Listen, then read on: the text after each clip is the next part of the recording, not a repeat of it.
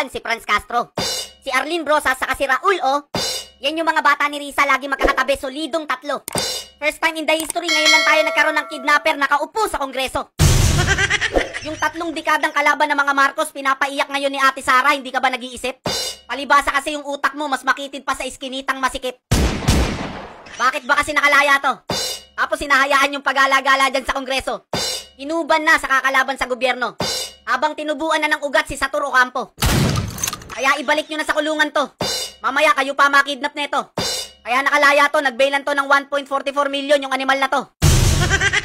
Tapos yung pag-surrender ng mga to, ibig sabihin prank lang pala yan. Ano kayo, prankster? Pinaniwala nyo yung mga militar sa eksena yung fake surrender? Halatang scripted ka, bata. Yung gumawa niyan hindi marunong na writer. Yung mga militar natin daig pang pumunta sa coffee shop tapos na biktima ng scammer. Para kayong kumatok sa pinto, pinagbuksan ng militar, inalok ng networking tapos na scam.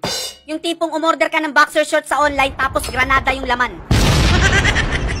Basta sa mga rebelde, mahirap magtiwala. Gagamit ng 2 batang babae, akala mo tuloy legit scam pala.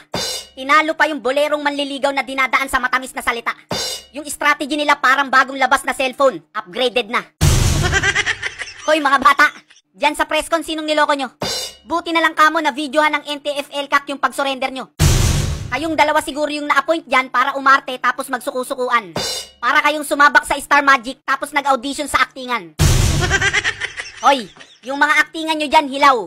Niloko nyo na yung militar, niloko nyo pa yung PAW. Sa itsura ni Lieutenant Colonel De La Cruz, munti ka na mapaget-get out. Kaya kawawa kang bata ka. Hindi ka lumalaban para sa bayan, lumalaban ka para sa kanila. Sana pag nagkaanak kayo, dun nyo ma-realize. Kasi nakikita ko sa mga mata nyo ngayon, para kayong na-hypnotize. Imbis na mag-aral kayo, swak kayo sa rehas. Kaya nga hindi kinakalawang yung bakal dun. Kasi maraming humihimas.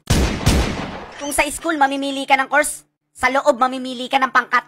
Kung sa school inaangat mo yung watawat, sa loob aangat yung puwet mo pag binalila ka ng 4. Hindi ka pwedeng magsisi dahil pinili mong daanan yun. Imbis na natutulog ka sa bahay mo sa malambot na kutsyon, sa loob matutulog ka sa buyon.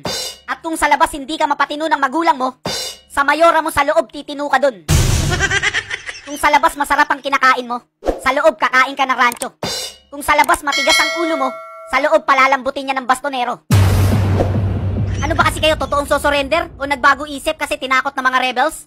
Hindi na kayo naawa kay Atty. Acosta, nagkakaroon ng wrinkles.